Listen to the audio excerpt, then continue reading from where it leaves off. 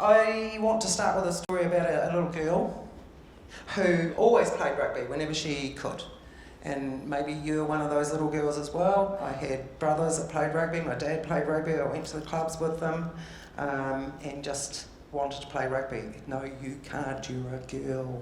At primary school I was consistently told off by the headmaster, into the office, lectured on etiquette for young ladies, and playing such an unsuitably rough sport was not the thing, and so I was eventually banned.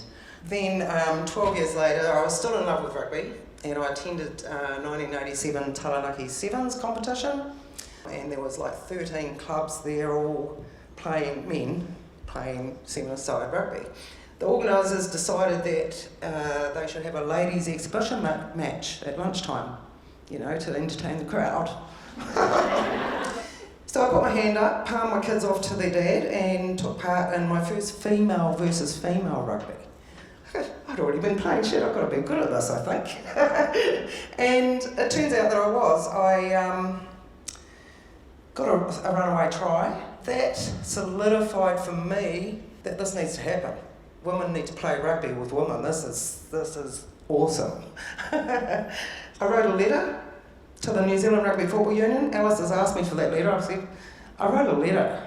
In 1987, I didn't keep the letter, I sent it to the Rugby Union. Anyway, I got an answer. The NZRFU is most favourably disposed towards women taking an active playing role in the game. I was like, yay! And they suggested further that you go to your nearest club and try and set up this women's rugby. And we did, and now there's provincial rugby, there's club rugby, there's New Zealand rugby.